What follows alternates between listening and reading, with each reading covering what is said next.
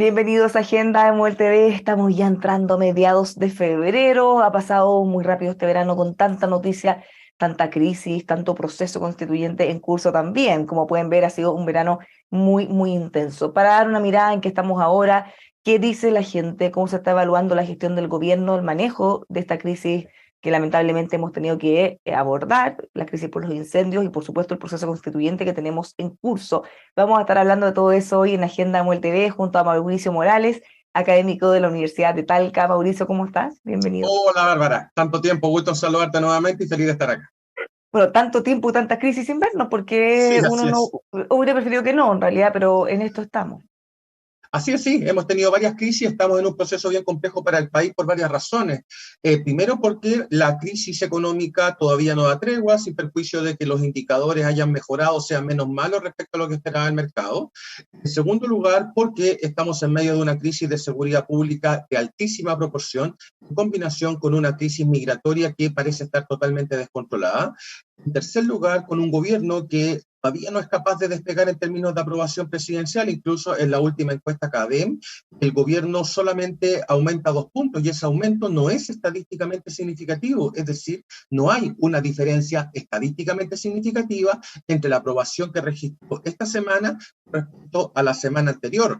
Probablemente el efecto incendios, si es que lo medimos en función de la gestión del gobierno, si es que esta es positiva, se podría haber reflejado recién la próxima semana, pero generalmente cuando los gobiernos abordan una crisis y lo hacen de buena manera a juicio de la gente, la reacción es prácticamente inmediata.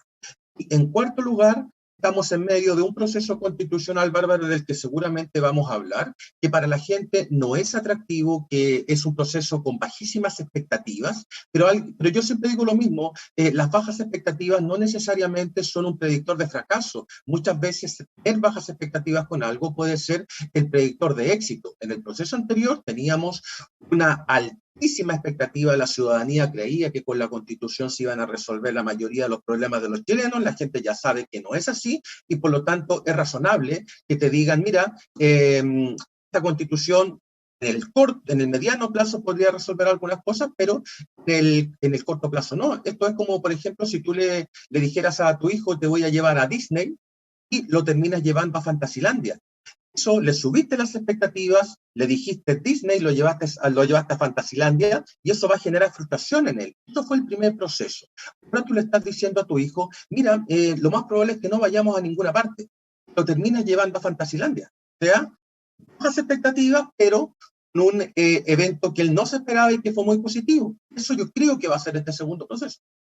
Vamos por parte, hablemos primero de la crisis de los incendios, tal como dice en esta semana en CADEM, y hay otras encuestas también dando vuelta que han mostrado que el gobierno no ha podido capitalizar parte de esta supuesta o por lo menos valorada buena gestión por distintos actores.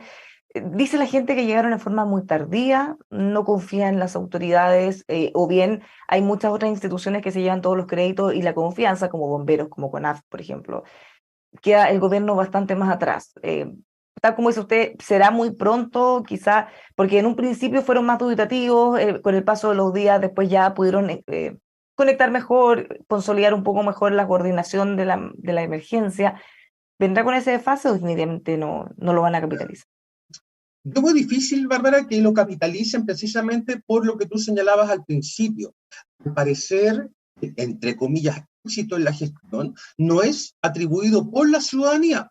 Nosotros podemos opinar distinto, pero por la ciudadanía, los actores que son favorecidos en términos de evaluación son bomberos, carabineros, la CONAF, etcétera, pero el gobierno, como decías tú, está muy abajo en evaluación, de hecho está en los últimos lugares junto con el presidente de la República.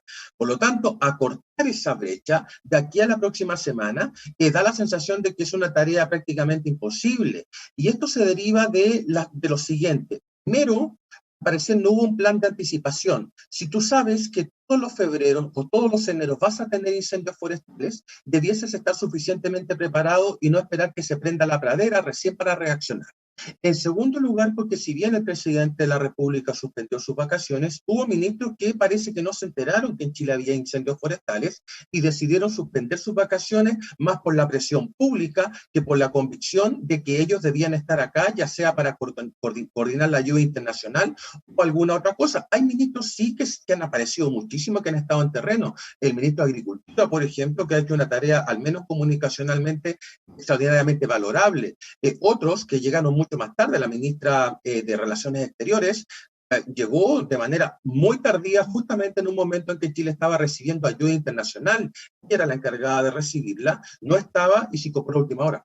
¿Cómo se puede ver ese caso? Porque ella ha sido en particular la que más ha criticado. Hay otros ministros de vacaciones, pero que no tenían un rol tan activo como el de Cancillería. Recordemos que toda la ayuda internacional pasa por ahí. En un principio se fue ella, se fue la subsecretaria de vacaciones y quedó el subsecretario Ahumada a cargo. Claro, y la ministra tuiteaba o agradecía ayuda, después ya dijo que había estado en constante comunicación, pero no la vimos acá. ¿Qué tan grave puede ser eso? Dice que las críticas son injustas. La ministra Vallejo la defendía diciendo que hay un operativo, hay una forma de trabajo que trasciende a la persona y que todas las cosas se hicieron igual. Sí, una cosa es decir que yo estoy tuiteando, o sea, tuitear, otra cosa es comunicar y otra cosa es estar en lugar de los hechos. La gente valora cuando los actores políticos están en lugar de los hechos. Aunque el gobierno quizás no se haya anticipado, bueno, todo el gabinete debió haber regresado y estar en terreno. Si para eso nosotros financiamos a los gobiernos, no los financiamos. Yo entiendo que las vacaciones son legítimas, pero ellos son autoridades que deben estar al pendiente de manera permanente de lo que está pasando en el país. Y si tú me preguntas para callado qué es lo que creo yo tengo la sensación de que acá hay una decisión presidencial respecto al cambio de gabinete que seguramente va a haber en marzo. Hay ministros quemando sus últimos cartuchos en esta crisis, probablemente algunos de ellos ya estaban con tarjeta amarilla y en esta crisis salieron con todo a desplegarse, y otros ministros que a lo mejor saben que están con tarjeta roja y que no tiene sentido realizar mayores esfuerzos con el fin de mostrarse públicamente. Acá hay una cuestión política también, no es una cuestión solamente vinculada a una emergencia de estas características, sino que hay una decisión, tengo la sensación que hay una decisión presidencial tomada, y esa decisión presidencial que pasa por sacar a algunos ministros. Yo creo que la ministra de Relaciones Exteriores, para decirlo directamente, Bárbara, puede que me equivoque. Yo tengo la sensación de que va a salir del cargo. ¿Sí? O Y al también, menos quizá ella tenía esa sensación, y dice, bueno, si ya o a voy a lo salir de mejor, todas claro, maneras, ¿para qué también volver? puede ser eso. Sí, también puede ser la autopercepción. Tienes toda la razón, a lo mejor no la sacan, pero ella a lo mejor tiene la autopercepción. Yo no me explico cómo un canciller sale de vacaciones de una emergencia en que se recibe ayuda internacional y no está presente el canciller. Y lo otro que va a haber sí o sí, porque fue la promesa de parte del gobierno, con el Partido Socialista, es que va a haber una tremenda modificación a nivel de subsecretarías. Tú no puedes tener 35 subsecretarías para un sector político y 5 para el otro, cuando a ese sector político que tiene 4 o 5 le ofreciste el oro y el moro para que se viniera a encabezar tu lista, Ahí hay otro problema, porque no es solo que tengan una gran mayoría de subsecretarios de apruebo dignidad, sino que lo que se han quejado con mayor fuerza desde el socialismo democrático es que se trata de personas con poco conocimiento, poca trayectoria, y no es una crítica a las personas, sino más bien gente que no había trabajado antes o que no tenía experiencia en estos cargos de ese tipo, entonces la gestión es muy deficiente, o no logran consolidar lo que se tiene que hacer, no logran comunicarlo, no logran trascender, entonces eso obviamente en terreno les está pasando la cuenta, esa inexperiencia. Sí, porque si uno mira esta misma encuesta acá en quizás un par de semanas anteriores, se da cuenta de lo que todos hemos dicho muchas veces. Tienes al bloque socialista los primeros lugares de evaluación y al bloque Frente Amplista, Apruebo Dignidad, más bien dicho, corrijo, Apruebo Dignidad, los últimos lugares de evaluación. Si tú como presidente insistes y eres tosudo en mantener a aquellos ministerios que están mal evaluados, entonces después no te quejes que tienes una mala aprobación presidencial. En esta pasada, Bárbara, sobre todo pensando en esta cuádruple crisis que te hablé en un principio, es indispensable hacer un cambio en desarrollo social y en economía. No puede ser en un escenario de crisis tenga solamente una figura que aglutina popularidad, que es el ministro Marcel, si es que al lado tus compañeros de juego, a estos efectos que es economía y desarrollo social, están en el fondo de la tabla. Fíjate lo que pasa con el equipo político. En el equipo político, Carolina Toá, Ana Uriarte, incluso Camila Vallejo, en su momento tuvieron aprobaciones razonables o del promedio del gabinete. Es decir, tienes un equipo político más compensado, más equilibrado.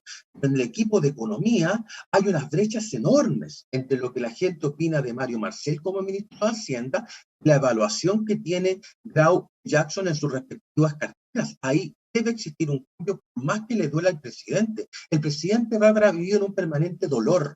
Ha vivido un permanente dolor al sacar primero a su ministra del Interior, Isquia Siches, luego a su jefa de segundo piso, Lucía Damer, y posteriormente a otras figuras que han venido saliendo. Yo estoy seguro que le va a doler muchísimo la salida del ministro Jackson, pero eso se produce, ese dolor se produce cuando tú te haces rodear más por los, o te haces asesorar más por los afectos que las convicciones o la gestión pública que debe tener un gobierno. Hay que pagar ese costo y creo que el presidente lo está haciendo.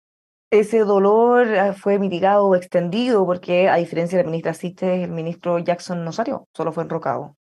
Solo fue enrocado. Yo tengo la idea de que la salida de la ministra Ríos también le dolió al presidente de la República, y un presidente no puede gobernar, insisto, sobre la base del dolor. El presidente gobierna sobre las bases de la convicción, del pragmatismo necesario que requiere la gestión gubernamental.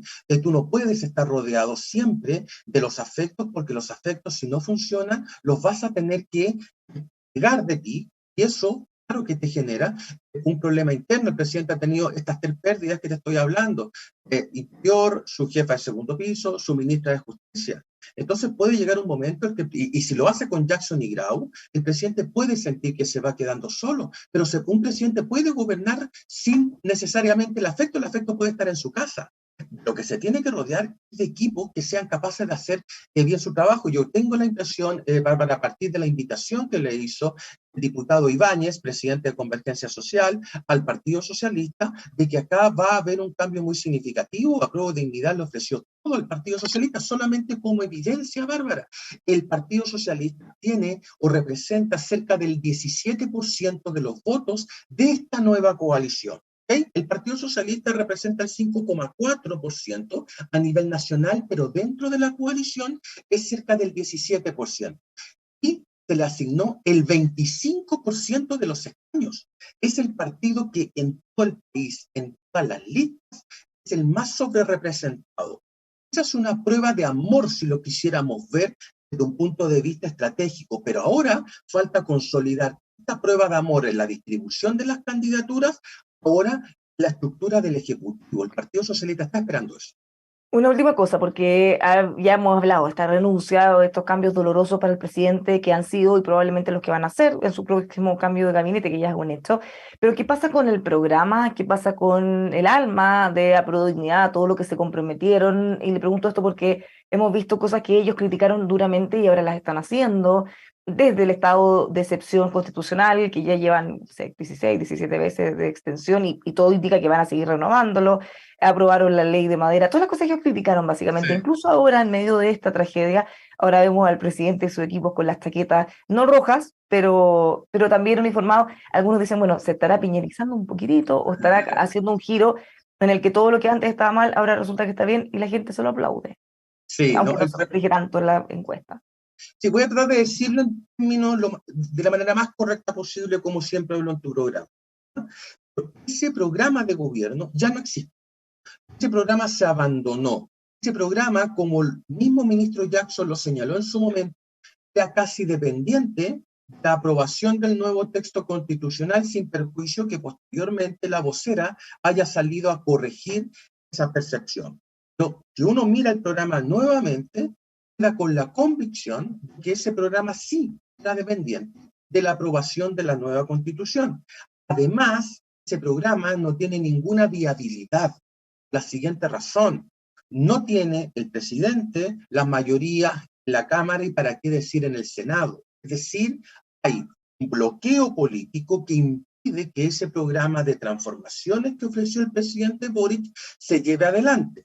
Por otra parte, dado el gasto público que implica implementar un programa de estas características, tampoco hay viabilidad precisamente porque estamos en medio de una crisis económica que por lo menos nos va a acompañar este año y el próximo. Tercero, porque el presidente Bárbara, y esto es la historia de Chile, no sé si lo conversamos en su momento, creo que sí, pero este es el único gobierno en la historia, no, o sea, no del 90 en adelante, en la historia de Chile, ha tenido elecciones durante todos los años de su mandato.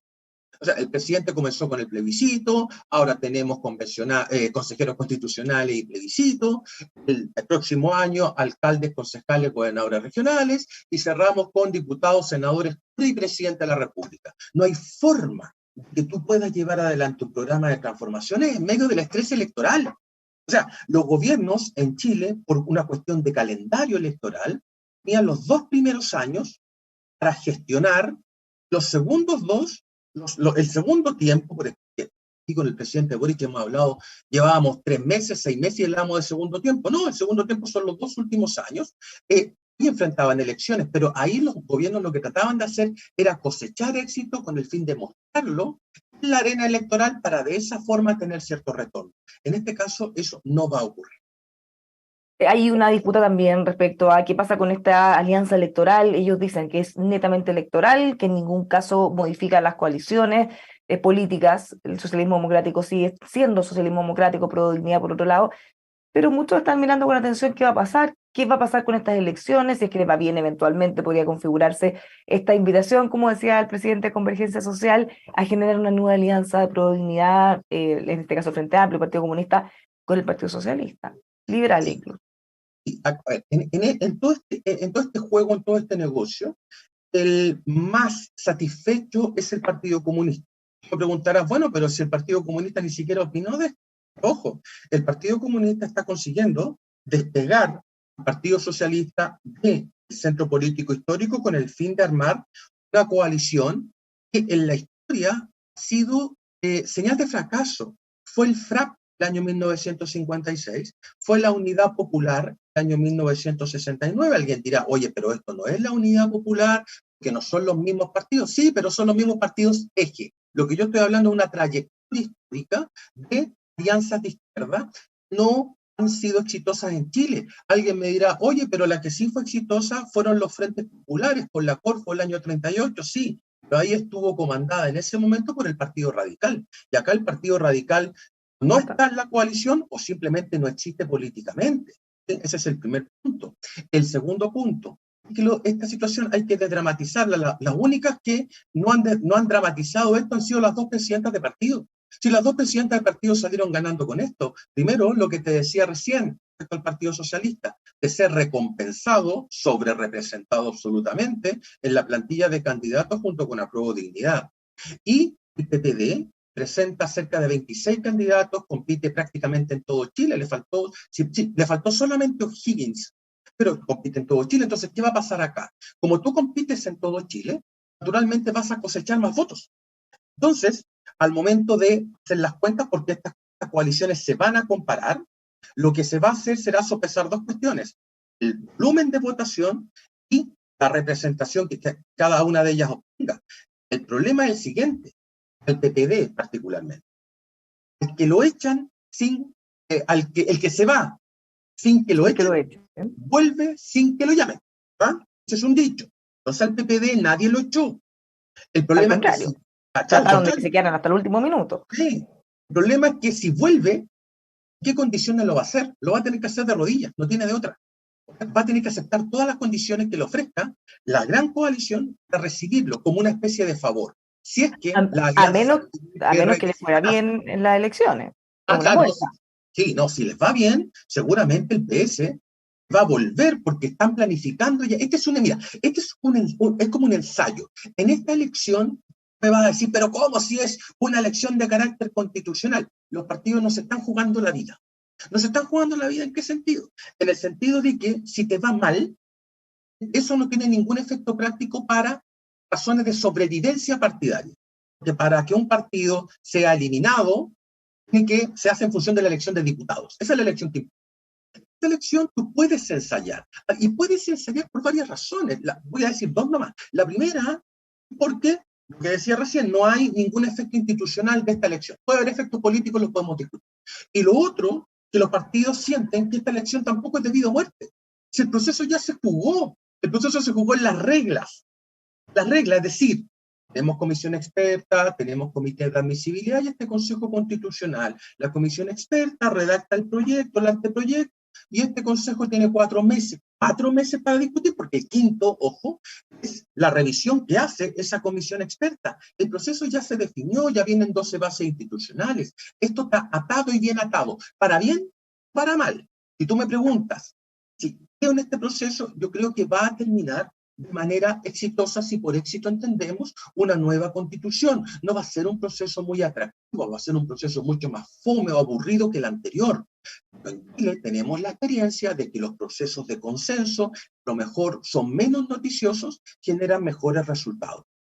Mirando las listas, uno puede ver reflejado algo de lo que usted dice. ¿Cuántos están jugando los partidos o no? La gran mayoría de los candidatos no son conocidos, o, para ser justa, quizá a nivel nacional, porque en términos locales quizás sí pueden tener algún tipo de conocimiento o arrastre, pero no hay tantos nombres que sean muy atractivos o muy conocidos a nivel nacional.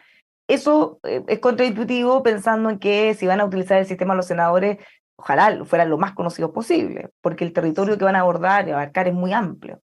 Esto, Pero esto, no encontraron candidato, parece. Está no, muy no, difícil. claro, y la razón es de carácter institucional. Mira, el diseño está hecho de tal forma, la única opción, los únicos dos caminos que tenían los partidos era nominar los viejos crack, es decir, a esos que están cerrando su carrera política y quieren dar el último suspiro por su patria, y candidatos desconocidos que no tienen aspiraciones políticas y que quieren formar parte de este Consejo Constitucional, pero que no tienen una visión de carrera política. ¿Por qué? Porque si tú eres electo o electa como consejero constitucional, entonces recién puedes postular un cargo de representación pública el año 2028. Entonces, ¿qué hace el político de carrera? El político de carrera dice, oye, ¿sabes qué? Esta elección no me acomoda lo más mínimo porque voy a quedar bloqueado. En cambio, si es que mando a otros a ocupar este rol, yo me guardo para las elecciones locales de 2024 o las elecciones legislativas de 2025. Es decir, no es que los partidos le hayan puesto un poco color a esto, es que no tenían, las reglas no generan incentivos para que los políticos de primer nivel, salvo Natalia Bergentili, creo que es la excepción, ella se está jugando una carta fuerte en Santiago, pero salvo ella, el resto o son viejos conocidos o son personas que vienen prácticamente de un mundo que nosotros, del que no tenemos mucha información. Entonces esa va a ser la pelea. La pelea va a ser entre desconocidos, viejos cracks, y veremos quién gana, pero era totalmente esperable que los políticos de carrera dieran un paso al costado porque se están guardando para las elecciones más relevantes, así, así. Ahora, entonces aquí lo más relevante van a ser los partidos y las figuras que acompañan a estas personas que son más desconocidas. Vamos a ver probablemente muchos alcaldes, muchos líderes de los distintos partidos que van a estar haciendo campaña, la gente que probablemente va a votar por ellos o su extensión en estas personas que no son conocidas. Exactamente, ese va a ser el trabajo, el perjuicio que el proceso de transferencia de popularidad sea extraordinariamente difícil. Fíjate lo que pasó con la presidenta Bachelet al intentar transferir popularidad a Eduardo Frei el año 2009. No le funcionó, no le funcionó a Bachelet, no tendríamos por qué esperar que le funcione a otros. O sea, la posibilidad, hasta que hoy día tiene, y esa es mi duda, que dejé, si sus candidatos van o no van acompañados de París. Si miramos la última encuesta CADEM, París tiene cerca, si mal no recuerdo, un 35 o 40%, no más que eso, de evaluación positiva. Entonces tú dices, bueno, el PDG presenta candidatos que no conoce la gente, podrían ir acompañados de París, pero París a lo mejor tampoco transfiere mucho. Lo que sí podría ocurrir, lo que tú estás diciendo, distinto. ¿En qué sentido? En el sentido de que los alcaldes hacen el trabajo territorial, puedan ir acompañando a estos candidatos. En el caso de los alcaldes es mucho más fácil porque conocen el territorio, pero en el caso de políticos más renombre que no tienen un cargo de representación local, que intenten acompañar una lista, en una de esas se les hace mucho más difícil. mirando la lista de los candidatos, que llama la atención que hay muchos desconocidos, hemos visto en redes sociales también críticas a algunos, o partidos como Revolución Democrática, por ejemplo, que tiene varias candidatas que son egresadas de Derecho, única experiencia laboral en el gobierno o como asesoras de algunos parlamentarios. Por supuesto que eso se puede ver en todas partes. Puede que en el caso del gobierno, sobre todo del Frente Amplio, haya sido mucho más difícil porque todos sus cuadros da a la juventud. Esto no es una crítica, es una realidad. Simplemente están en el gobierno y tampoco es tan atractivo dejar sus cargos para ir a asumir este desafío, claro, y correr ese Sí, riesgo. sí, tienes toda la razón. El Frente Amplio y la izquierda en general tiene sus principales cuadros, como tú dices, en el gobierno, en los gobiernos locales, y el diseño original era que la banca del gobierno, los suplentes, fuesen las personas que integraron la convención constitucional anterior. El diseño era, gana el apruebo, me quedo con una banca, le va a hacer presión a los titulares, que son los ministros, que van a estar esperando para asumir algún cargo y con eso va a duplicar prácticamente mi contingente político electoral. Los que no asumían un cargo en el Ejecutivo los podía tener listos para la elección local nacional. Ese era el diseño. El problema es que como fracasó el proceso, se te cayó esa banca y quedaste sin contingente. A lo único que puedes apelar es a figuras mucho más jóvenes, vienen en la segunda generación del Frente Amplio, ya no estamos hablando treintones o cuarentones, estamos hablando de gente entre 25 y 30 años aproximadamente, que no sabemos bien cómo van a realizar sus campañas, pero el gran problema del Frente Amplio es ese. Y por cierto, lo que dices tú, si hay un funcionario público, quiera sea en el gobierno, que tiene su sueldo, compara el sueldo que le van a pagar a los consejeros constitucionales y dice, voy a estar un año o metido en esto prácticamente, un año un poco menos quizás. Después, si es que gano, no me puedo presentar hasta 2028 como candidato y no hay ninguna garantía de que este gobierno se reelija en el sentido de que sea la misma coalición que gobierna, entonces no tengo ningún incentivo para irme, mejor me quedo en mi cargo y punto. Mirando la composición de las listas, que tenemos ahora 5 listas, finalmente no se logró unidad ni en Chile Vamos con republicanos, ni en el oficialismo Apruebo Dignidad con socialismo democrático. ¿Qué se puede proyectar? Yo sé que todavía es muy reciente, pueden pasar muchas cosas que cambien todo, pero más o menos, mirando el campo completo, ¿qué se puede proyectar como resultado? Más Sí, o menos en tendencia. sí, primero que ninguna lista por sí sola, subrayo, ninguna lista por sí sola va a obtener ni por asomo los 3/5, pero ni por asomo. No hay ninguna posibilidad de que eso ocurra.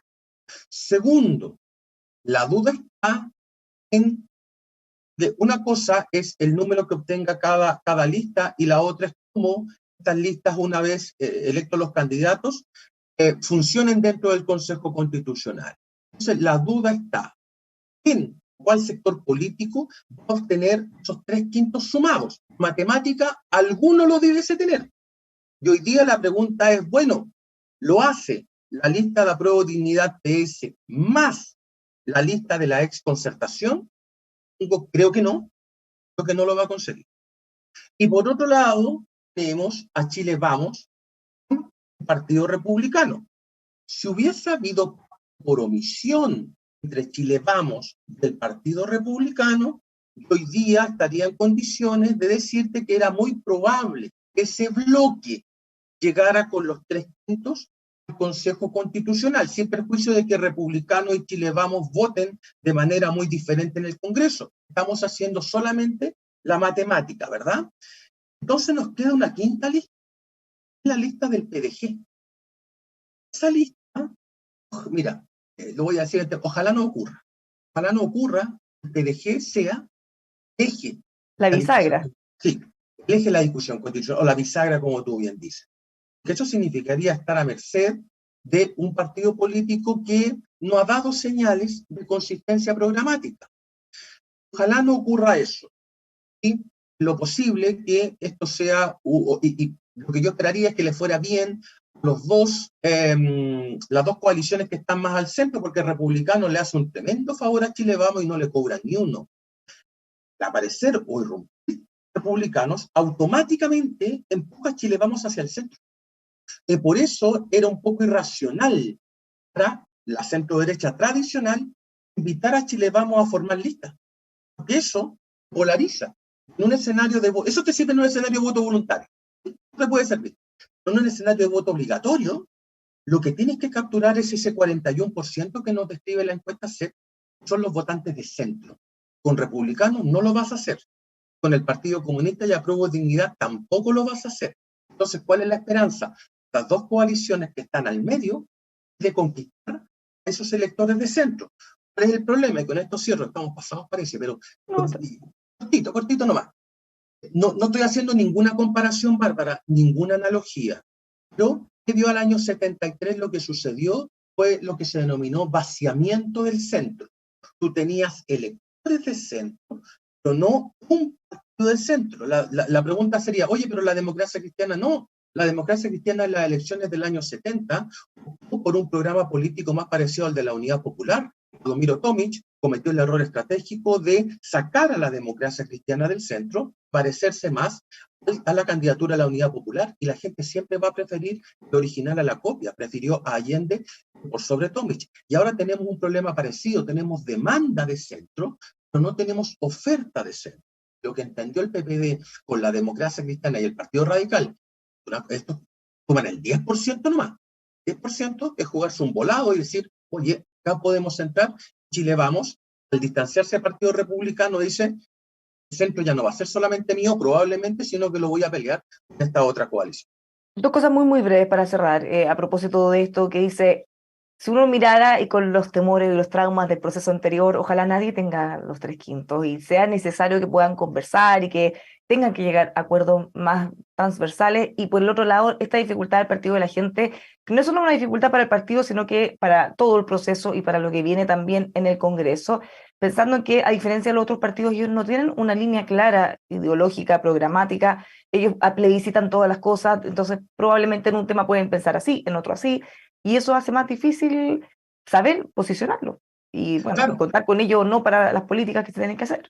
mira, los quintos, estaba haciendo el cálculo recién porque no me acordaba, son 30 consejeros constitucionales. Como te decía recién, ninguna lista yo veo sacando ese número, ninguna. Sumados quizás, sumados.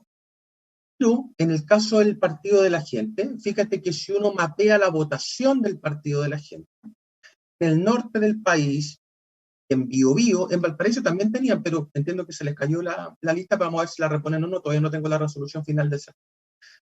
Tengo la resolución inicial. Al final ahora los partidos tienen tiempo para apelar. El CERVEL tiene 3 días más para definir. O sea, hoy día vence el plazo, hoy día si mal no recuerdo, no, son 4 días, la resolución salió el viernes, hasta el jueves tienen los partidos para reclamar, y el CERVEL tiene 3 días más hábiles para la decisión definitiva. Valparaíso, mi duda, en Biobío. Es decir, puedes tener al Partido de la Gente peleando cupos en el norte del país. ¿Cuál es el problema en el norte del país? Que las circunscripciones son binominales, en el mejor de los casos, Antofagasta, Coquimbo, binominales. En Biobío también es binominal. Entonces, en Valparaíso tenía más chance porque es pentanominal, se eligen 5. Ahí tú podías pelotear el último escaño. Pero fuerte en las regiones pequeñas, no las regiones más grandes. Ese es el problema de Valparaíso. Me llamó la atención que el Partido Socialista se omitió o no tiene candidato en Antofagasta.